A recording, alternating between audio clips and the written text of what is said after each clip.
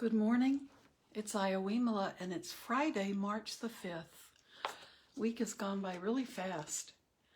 I'd like to remind people here at the beginning that tomorrow, Upal Gamaj from Sri Lanka, who's a wonderful teacher, he's a lay teacher and has a beautiful small retreat center in Sri Lanka, Nilambe, and he travels all over the world and teaches, and it does a lot of wonderful work in Sri Lanka.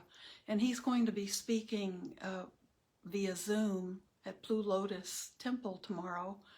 And if you go on their Facebook page or the website, if you do it today, you can get the link and the passcode right on Facebook, or you can go to Eventbrite and get a free ticket to watch it tomorrow. And that's Central Time here at 10 o'clock tomorrow morning. So I really recommend you get to meet him through Zoom and get to hear a beautiful talk. And he's talking about karma. And that's a subject that there's a lot of interest about, and he would be a really good person to start your weekend off. So that's something to look forward to, and I think what I'll do today is read a little and then we can sit. And this again is from Sayadaw U Tejaniya, and this is his book, Collecting Gold Dust, Nurturing the Dharma in Daily Living.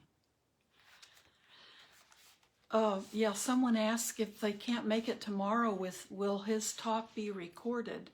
And I think it should be recorded, and it may end up being on the Blue Lotus Temple YouTube channel, or it might I'll find out, but I'm sure it's recorded some way, and it might be on the website or YouTube. But I'll check and get a definite answer, and I can maybe make a mention of that on Sunday morning. So, yeah, it's worth, I certainly hope it's being recorded. I'm sure it is. All right. So we were reading, this is from the day-to-day section in Collecting Gold Dust, and talking about speech. And then I'd like to read today, starting with seeing is different from looking. You need to have your eyes open while meditating in daily life. If you are lucky enough to have good vision, right? I know my mom is blind now, so that's a whole different thing. So be grateful for your sight, whatever sight you have. Seeing is different from looking. You need to have your eyes open while meditating in daily life. I learned how to be aware with my eyes open because fellow shopkeepers used to tease me when I meditated at work with my eyes closed. They thought I was sleeping on the job. So I learned to pay attention to the internal landscape while keeping my eyes open. I eventually became more skillful at knowing the difference between seeing and looking, and the people I worked with didn't even know that I was meditating. If you actively know that you are aware and you are turned into this awareness, then it's hard to miss the seeing that's happening in this moment. One exercise you can do is to help recognize this is to sit while your eyes are open when you are doing sitting meditation. Be naturally attuned to your internal landscape without bringing your attention to your eyes. While this is happening, attention will naturally stray to the process of seeing, and you will know that seeing is happening. It can be those moments when the awareness naturally settles on seeing, and it can hit us with clarity that seeing is happening right now and being known. When we do not understand the reality of seeing, then sometimes putting attention on our eyes gets us lost in the things we see instead of recognizing that seeing is happening. Sight or seeing is such an obvious object that we do not recognize it as such, simply because we don't yet understand its mechanism. It's a similar story with the act of looking. We want to pay attention to the mind that is doing the work of focusing on seeing in order to pick up something visually or to use certain information in order to function. You can't physically know looking, but you can know that the act of looking is happening. It's not something tangible, but you can know that it is happening. This is because reality is not solid. We can understand reality, or we can know reality, but that's all we can do. If we are able to be aware of awareness, able to know the mind that is doing the work of being aware, then that awareness will pick up seeing or looking on its own. These little skills are necessary, particularly in daily life. The process of eating. All 6 sense doors are working while you're eating. Do you know everything that is happening? If you forget yourself while you are eating, there will be a lot of eagerness there. Eating often has a kind of excitement and eagerness that accompanies it. So before you start eating, check and see if there is eagerness. When this excitement calms down, awareness will become steadier. Taste arises on the tongue. Where does the feeling that this food is good arise? In the mind. They're wholly separate. Of course, when we speak, we say, this tastes good. You'll have one and the same durian, and that's that fruit that smells so bad. But some people will like it while others can't stand it. Durians have this one taste, but the idea that this durian is either heavenly or disgusting happens in the mind. There was a Singaporean yogi who did not like durians, and he watched the disliking mind. When the disliking passed away, he then tried the durian. Now he likes durian.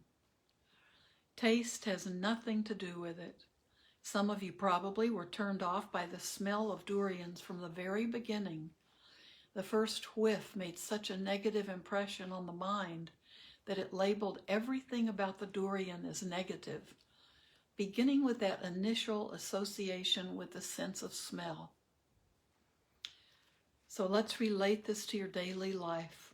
When you are outside and you judge a certain kind of sound as distracting or bad, then perhaps you will go looking for a place where there are no sounds.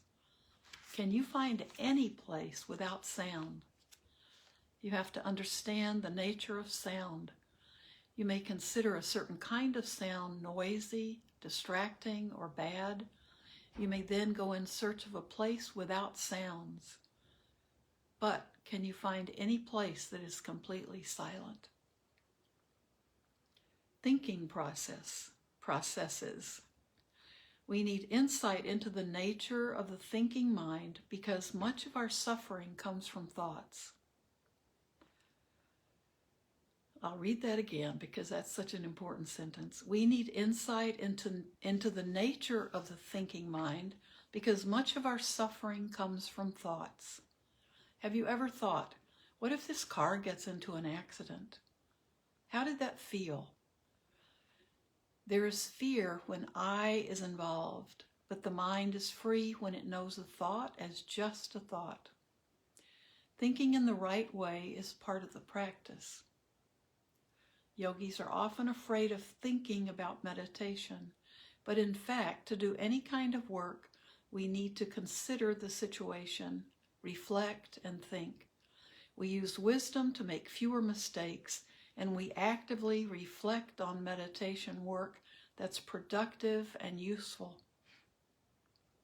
This helps us recognize what's helpful in our practice and strengthen that. What we are observing, experience, and thinking about how to practice, it all comes together. Let me read that again. I stumbled. What we are observing, experience, and thinking about how to practice, it all comes together. The thinking mind in itself is neither wholesome nor unwholesome. It is the motivation of defilement or wisdom behind the thinking mind that determines the quality of the thought. We are concerned with this quality of mind. Naturally arising thoughts are not a problem because they are just objects to be known.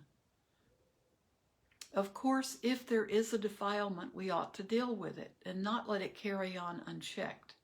If, on the other hand, it is wholesome, we can encourage it. It is best not to observe the thinking mind alone. Also, watch the feelings that accompany this thinking so that you can know when it is becoming too much. You can also gently allow the overthinking to continue and learn from it. You will experience when it has become too much, and having this experience will allow you to learn from overthinking. And that overthinking, it's that, what if there's ice on the road today? What if I have an accident? What if I'm hurt really badly? And then we start just projecting, and we're in that wheel of overthinking that ends up causing us just to freeze. We become locked in those thoughts. Obsessive thoughts. So he says, don't observe that alone. Watch the feelings, but when we do that, we have to be careful about it. When there are strong, wholesome qualities in the mind, it is difficult for the mind to suddenly change and become unwholesome. When there is a strong, unwholesome train of thought going on, it's difficult for it to suddenly switch and become wholesome. I experimented for myself when my mind was wholesome. I tried to intentionally think negative thoughts and realized that I could not. Know that not all Dhamma-related thinking will necessarily be wholesome.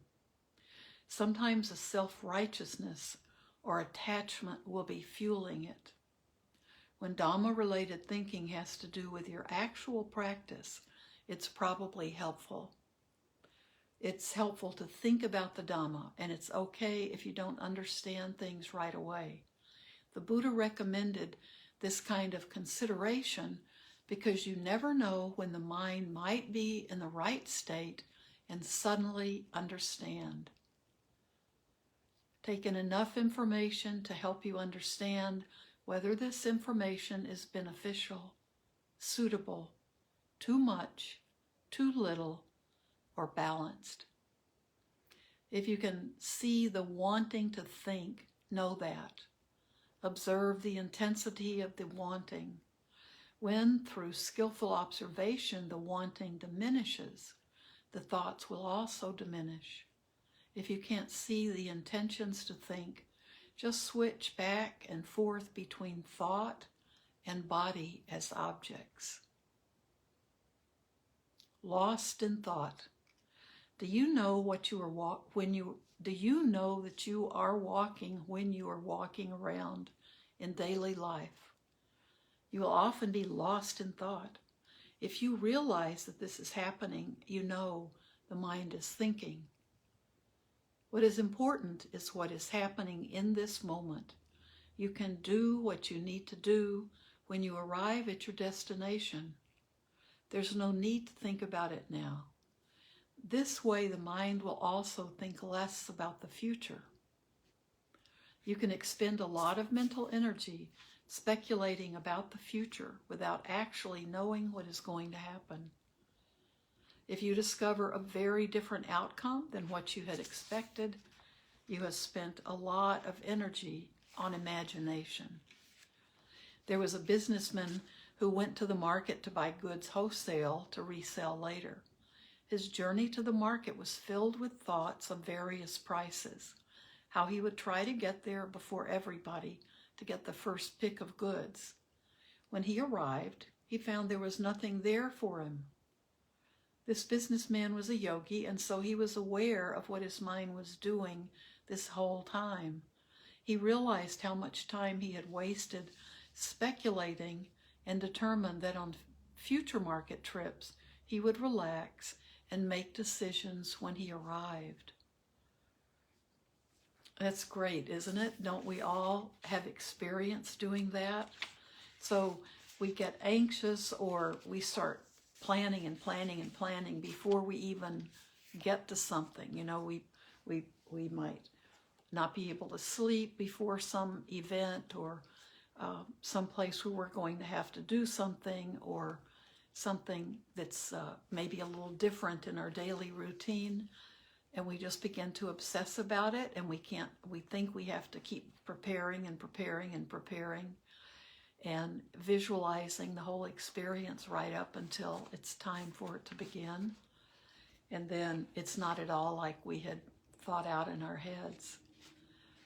And then it's, for me, if I do that, and I think when I first began to be a nun and have responsibility speaking to groups, I can remember how anxious I felt and how concerned and worried, and it makes it really difficult to enjoy the present moment. So that's really just good practical advice, isn't it?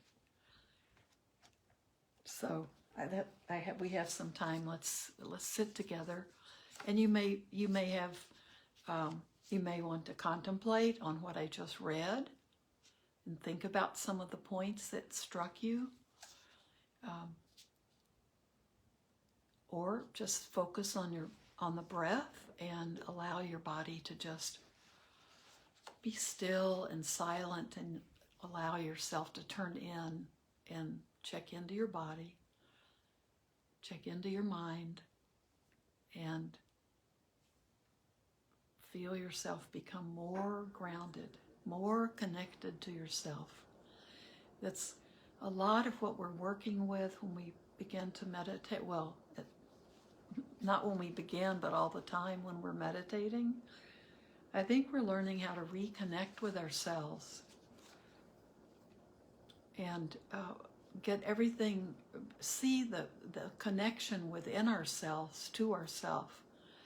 And I think when we see how everything is connected, it makes it so much easier for us to look outside of ourselves and see how everything is connected, and see how everything plays its part.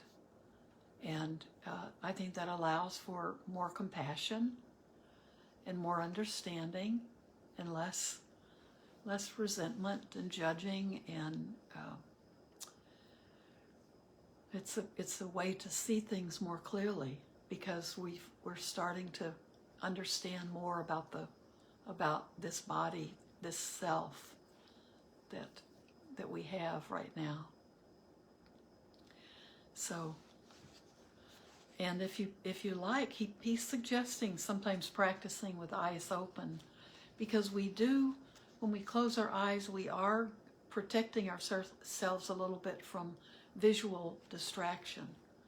You know, we can still see light, and a lot of times, a lot of people have a lot of color that they see under their closed eyelids, so, and changes of light, but it's a good idea, I think, sometimes to practice with your eyes open. And you don't do that by having your eyes open and looking around all the time. You know, you want your eyes to kind of have a steady gaze. And I was taught that gaze is lowered when you're first beginning, and after you've had quite a bit of experience, then you can begin to raise your gaze to just being just out in front of you. But you work with it gradually, so you're training that part of your senses, that sense door for our eyes, you're training it to be able to stay focused and see and be aware, but not letting the visual things begin to distract us, get us off track. So let your body begin to feel that lifting up, and it's time now to just practice. Be aware of the body breathing. Be aware of your sense of being on the earth. Feel grounded.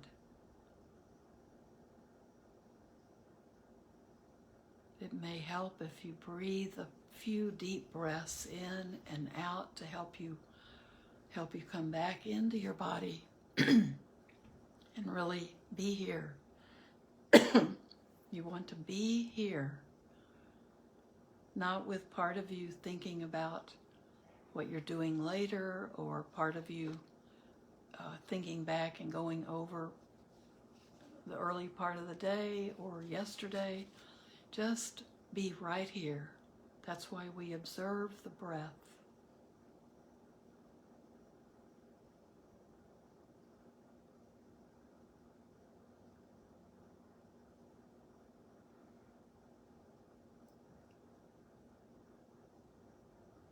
And if it's a good day to practice with your eyes open, try that.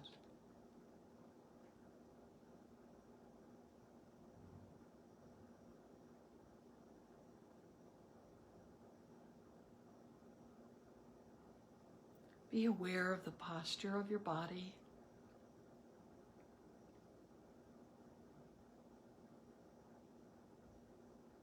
Do you feel attentive and awake?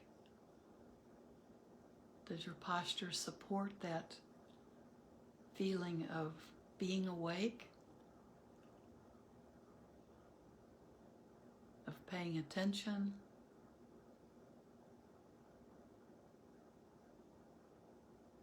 Being aware.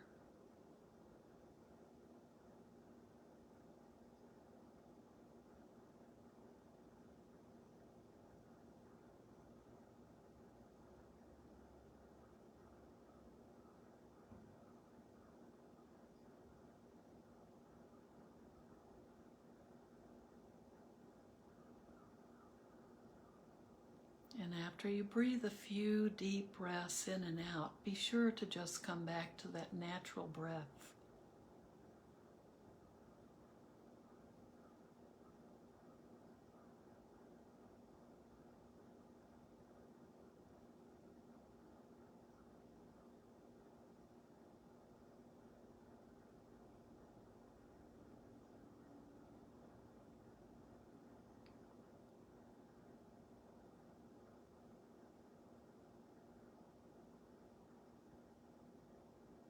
And it's perfectly okay if you want to begin with a body scan, just moving down your body and being aware of each part of your body. See if you're comfortable. See if you feel supported. Notice how you're feeling. Notice if some part of your body is really saying, pay attention to me.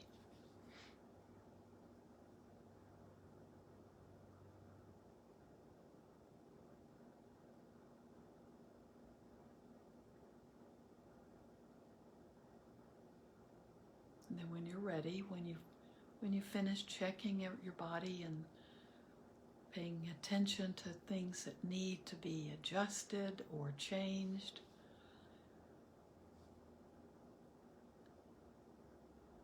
then come back and observe the body breathing.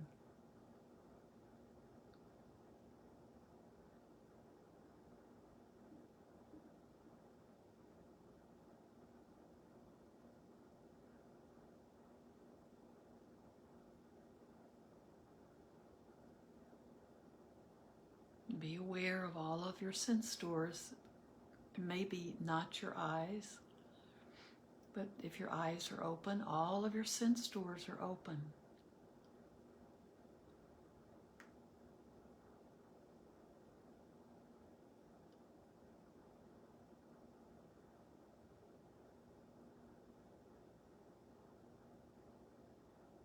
Just be aware.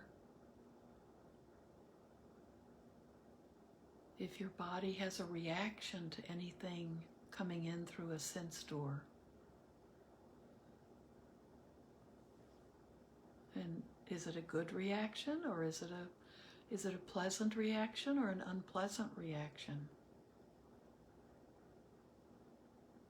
Or can you just allow it to be there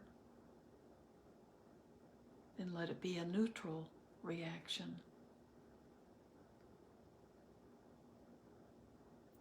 Even if it's a noise, maybe someone's dog is barking or there's some traffic outside, can you just let it be a neutral sound without building a story around it?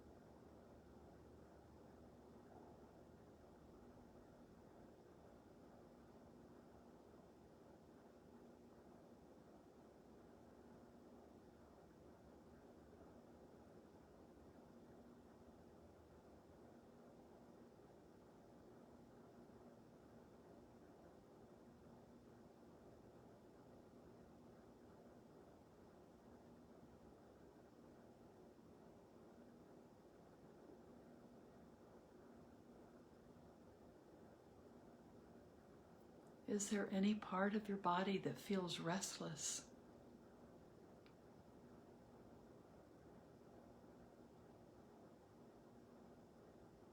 Or do you feel your entire body beginning to be at ease, to be more comfortable, just turning inward?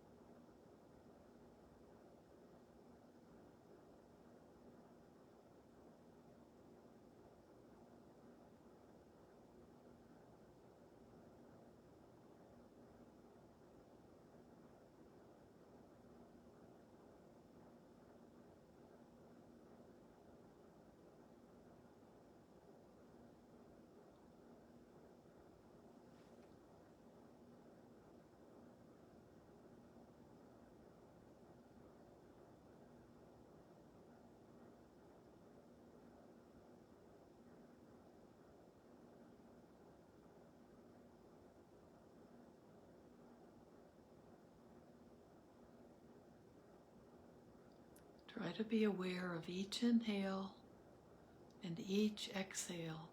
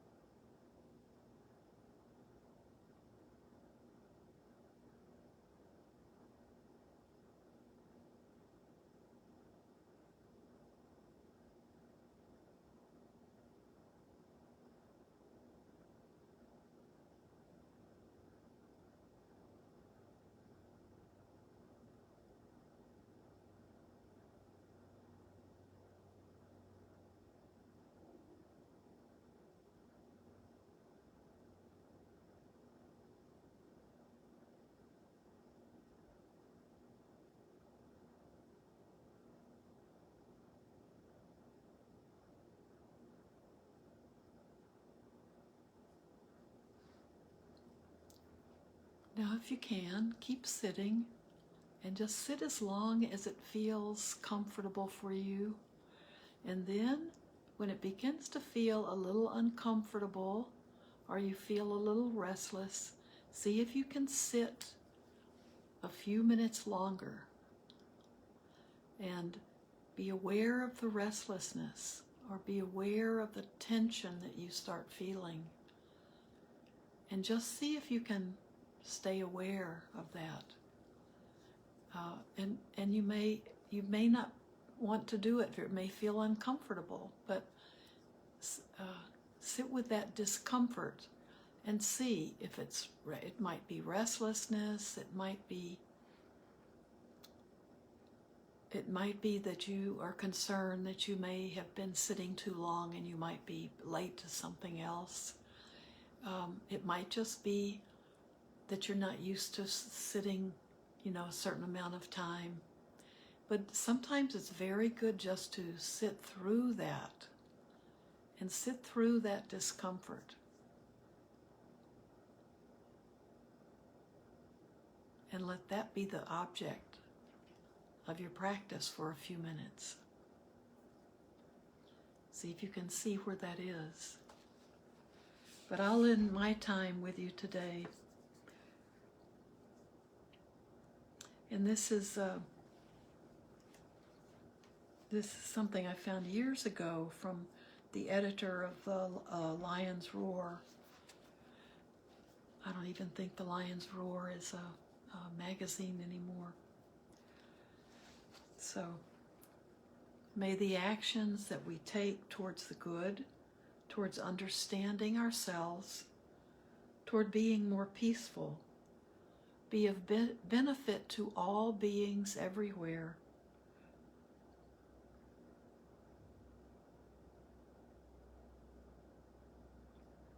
So thank you for being here, and if you can, keep sitting, and I'll see you on Sunday.